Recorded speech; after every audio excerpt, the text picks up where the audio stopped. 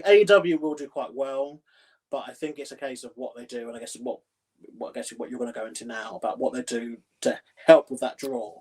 Yeah, so the big things that people were saying, my biggest one is kind of crazy promo and affordable tickets, to at least get casual fans involved. I will say, I think a lot of especially American fans maybe underestimate how big AEW is here and how excited people will be, because it is on a fairly big channel here in ITV, and it is I think ITV2 at least, but it's also, there are connections with Tony Khan. He's got connections here. He tried to buy Wembley Stadium, let's not forget, a few years ago with his dad, to be fair, so he's obviously got a relationship with them as well.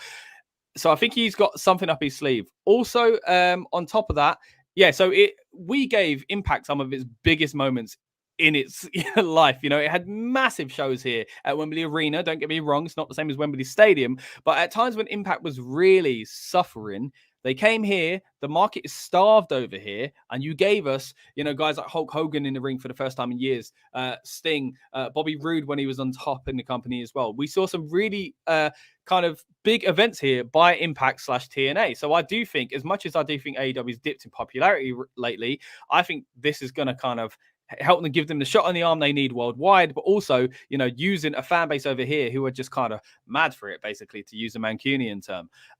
But my ideas for how you kind of deal with it beyond that is also, of course, the card. Now, a lot of people talking about potentially using a Brit. I don't think it's necessary. There are rumors, of course, Drew McIntyre, his contract could be up. What a way to lure someone to your rival company by saying you could headline or even levy a better deal in the company you're now in, as far as Drew staying in WWE. So, of course, there's that, which I think is a massive pipe dream. Don't get me wrong. But then also we've got the potential of Will Ospreay. Don't get me wrong, he's not of the caliber of that you would imagine would sell out Wembley Stadium. It'd be great for him and great for British wrestling. Big name, though. But he is a big name, and I think people would be happy to see him in the main event, but it wouldn't be the same as putting British Bulldog in the main event. And then the other argument is the biggest star, I think, the elephant in the room, which is CM Punk. And I seriously believe there is a chance that something is going to go on there, and that they've announced this because they know something we don't know. And I saw one of FTR, I can't remember which one it was now, basically said that his dream would be for FTR and Punk versus the Elite of the Bucks and Omega. For me, I'd love to see those as two separate matches, FTR versus the Bucks, and then I'd love to see Punk versus Omega. What do you guys think AEW kind of potentially have up their sleeve? Is it a British wrestler? Is it CM Punk? Is it something else? Let's move on to Lucas first with this one. Yeah, it's got to be Punk. It's got to be. Like, in order to announce a stadium, they need to understand that, look, the people that have basically found this company and they built up within that company have never had experience doing these big shows before. As much as people go on about Kenny Omega and the Bucks and Lucha Bros and blah blah, like, yes, look, they're finding their bubble, and yes, you built them up to an extent where yes, they do perform in front of arenas in America, and arenas used loosely because, like, some of the AEW events are just held in the same arena. They just go back to the same place. To be fair to them, though, Arthur Ashe was incredible in New York, and also Wrestle Kingdom several years, Kenny Omega top of the card for that, so there is that side of it, but I get what you're saying. I think in terms of what they want, what they need from this is more casual fans is the issue. WWE will always get them because they're the global brand, they're the global leader. So it's a case of, WWE wrestling will appear on, Good Morning Britain and Lorraine. They go on game shows over here, and then they have British celebrities who will come to the shows, and it will just seem like, oh, okay, cool, it makes sense. And the casual viewer, if they knew nothing from Clash, they will know that Tyson Fury sang with Drew McIntyre afterwards, and that clip was most likely all over the British TikTok and trending and all that kind of stuff. And I think that's the audience they need. I think someone like Punk, he's still that name where people who used to watch this 10, 15 years ago, like, knew that he was in WWE and that he was obviously somewhat of a star. And obviously they got Sting. I know Sting, like, he's flirting with retiring again. So I guess if they were to promote like a Sting final like tour or something throughout the summer, that was to end. Obviously, I guess back in America, it has to end. Or even like last match in the UK, which is realistic to promote, even if he's not winding down completely just yet as well. Yeah. You have to imagine that he may not, if they're doing this as a yearly thing.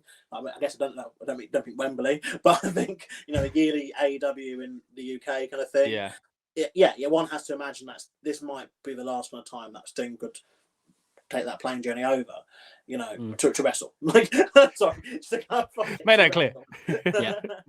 But what do you think, Rob?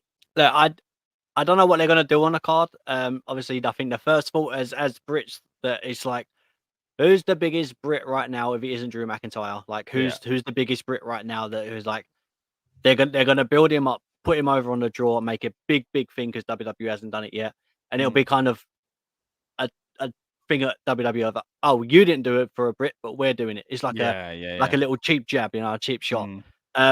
If it isn't Drew, I don't know. I mean, obviously, I think the biggest person they've got right now, regards to in the women's division, would be Paige. I'm sure I can't go sell out. No, but I think as in a women's division, if they're gonna do it, if they're gonna beat like Cargill's record. Oh yeah. Oh, that's a point. That's a potential. You heard that now. Predicting the future and all that.